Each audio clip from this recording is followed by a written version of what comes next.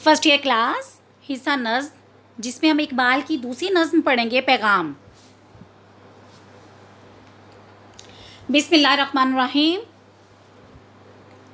अस्सलाम वालेकुम वरहमतुल्लाहि वबरकातुहू। बेटा, आज की अच्छी बात क्या है कि हज़रत मोहम्मद सल्लल्लाहु अलैहि वसल्लम ने फरमाया कि जो आदमी पहले सलाम करता है वह गरूर से पाक होता है। जी अजीज़ तलबात, अल्लामा इकबाल हम पढ़ रहे हैं बेटा नज़्म में, दूसरी नज़्म है ना। पहली ख़ताबान नौजवान ने इस्लाम पढ़ी हमने, अब दूसरी पढ़ रहे हैं पैगाम।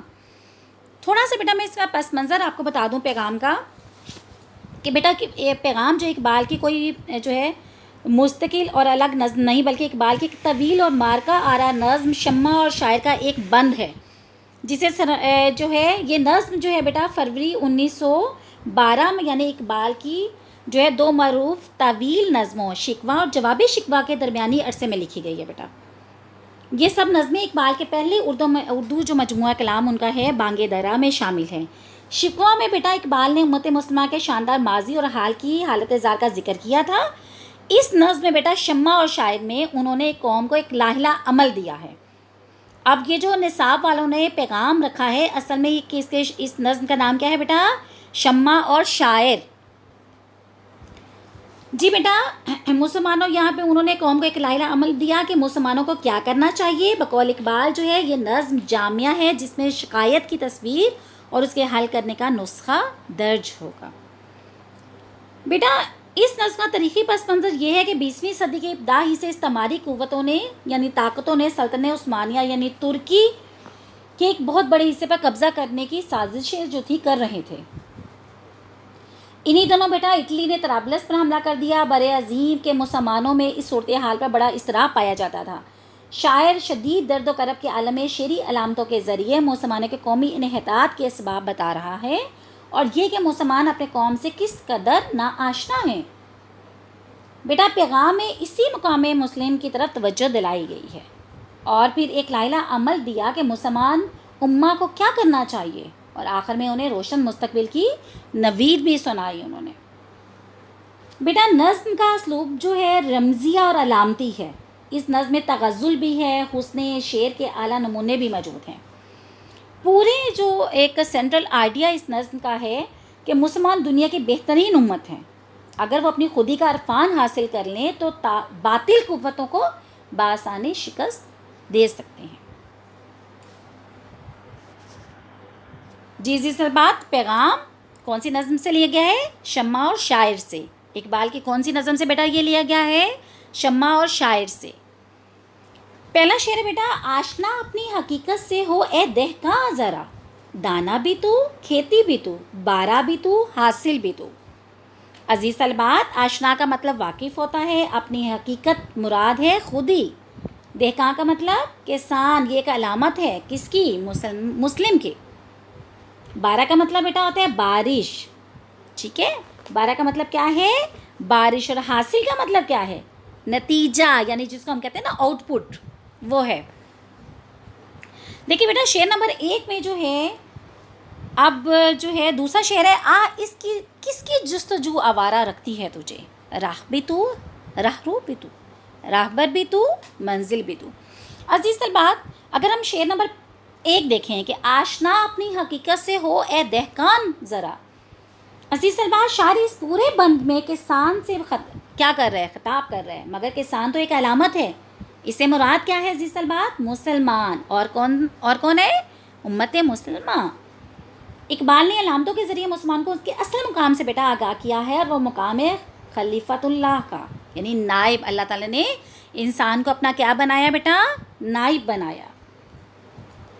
अजीज़ तलबात, फिर शम्मा से किए गए, अब देखें यहाँ पे वो क्या कर रहे हैं कि किए गए जवाब एक तमसीली अंदाज में उसे मादा अमल करने की कोशिश की है। क्योंकि मैंने क्या कहा था, शम्मा और शायर के ना, अब वो कहते हैं कि इस जो एक शम्मा और शायर से ये अशार लिए गए हैं, उसमें क्या कर रहे हैं जो इकबाल जो हैं वो हमें तमसीली अंदाज में उसे मादा अमल करने की कोशिश की है। और वो सवाल है, क्या मुसलमान जो है जो माजी और हाल और मुस्तकबिल से नावाकिफ़ हैं वो दोबारा अरूज हासिल कर सकते हैं? ये क्या है? ये एक सवाल था। جی عزیز طلبات، اقبال کیا کہتے ہیں کہ اے مسلمان، تجھے معلوم ہی نہیں کہ تو کتنا عظیم ہے. اللہ نے تجھے ایمان کی دولت سے نوازا، طرح طرح کی دنیاوی نعمتیں عطا کی، زمین و آسمان، چاند ستارے تیرے لیے مسخر کر دیے، مگر افسوس کیا کہ صدیوں کی غلامی نے تیری خوبیاں تیری نگاہوں سے اوجھل کر دی ہیں. یہ کھیت، یہ بارش اور اس کے نتیجے میں زمین سے اگنے والی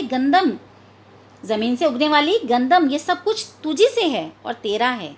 اگر تو سوچے، غور و فکر کرے تو سمجھ سکتا ہے تیری محنت کے بغیر یہ سب کچھ بے وقت ہے. تو اگر خود شناس ہو تو پھر خدا بندے سے خود پوچھے، بتا تیری رضا کیا ہے. یہ شعر ہے نا بیٹا، خودی کو کر بلند اتنا کہ ہر تقدیر سے پہلے خدا بندے سے خود پوچھے، بتا تیری رضا کیا ہے. یہ سب کچھ کیا کہہ رہے ہیں اقبال؟ تیرا ہے. تیرے کیا ہے؟ اقبال کا زور کس بات پر ہے بیٹا یہاں پہ؟ مسلمانوں کا اپنے اندر خوبیاں اور اپنے اوصاف اور اپنے بلند منصب، یعنی کہ اللہ تعالیٰ نے اس کو اپنا نائب بنایا، کا شعور بیدار کرنا. اسی شعور کی بدولت وہ معاشرے میں کیا کرے گا عزیز طلبات؟ اپنا مؤثر کردار ادا کر سکے گا. ٹھیک ہے. اب یہاں پہ بیٹا دہقان، دانا، کھیتی باڑا کے ذریعے اقبال نے صنعت مرات النظیر کا استعمال کیا ہے. کیا کیا بیٹا اس میں؟ جی، صنعت مرات النظیر کا استعمال کیا ہے. اب دیکھیں بیٹا یہاں پہ اقبال آپ کو کیا کر رہے ہیں؟ نوید بھی سنا رہے ہیں نا آپ کو ساتھ ساتھ. ٹھیک ہے. اب یہاں پہ دیکھیں، جس کھیت سے دہقان کو میسر نہ ہو روزی، جس کھیت سے دہقان کو میسر نہ ہو روزی، اس کھیت کے ہر خوشہ گندم کو جلا دو. ٹھیک ہے عزیز طلبات. اب دیکھیں، اب شعر نمبر جو 2 ہمارا بیٹا ہے، شعر نمبر 2 کیا تھا ہمارا؟ آہ کس کی جستجو آوارہ رکھتی ہے تجھے، راہ بھی تو، راہ رو بھی تو، راہبر بھی تو، منزل بھی تو. جستجو کرنا ہوتا ہے بیٹا، تلاش کرنا. آوارہ کہتے ہیں بے قرار کو، راہ رو کہتے ہیں مسافر راستے پر چلنے والے کو، راہبر کا مطلب کیا تھا؟ رہنما، یعنی راستہ دکھانے والا. جی سلبات دیکھیں اقبال کیا دیکھ رہے ہیں کہ مسلمان کیا ہے، پریشان ہو کر کبھی ایک نظام کی طرف دیکھتے ہیں، کبھی کسی دوسری کی طرف دیکھتے ہیں، بعض اوقات مغربی تہذیب کے گن گانے لگتے ہیں اور کبھی مشرقی روایات کی پاسداری انہیں تقلید مغرب سے روکتی ہے. اب خیال رہے کہ مسلمان کے بعض طبقات انگریزوں سے توقع وابستہ کرتے تھے نا، تو بعض ہندوؤں سے مدد کے طالب ہوتے تھے. اس فکری اور نظریاتی آوارگی کے پیش نظر اقبال مسلمان کو سمجھانے کی کیا کر رہے ہیں؟ کوشش کرتے ہیں کہ تم تو وہ قوم ہو جو خود عالمگیر نظام کی حامل تھی. تمہارا اپنا کیا تھا؟ نظریہ حیات ہے، اپنی تہذیب ہے، اپنی روایات و اقدار ہیں. اس لیے اے مسلمان، تو کیوں کسی اور نظام فکر کی تلاش میں سرگردہ ہے؟ تاریخ عالم کیا ہے بیٹا؟ تاریخ عالم گواہ ہے کہ ایک اعلیٰ و عرفہ تہذیب و تمدن تمہارے اپنے پاس موجود رہا ہے.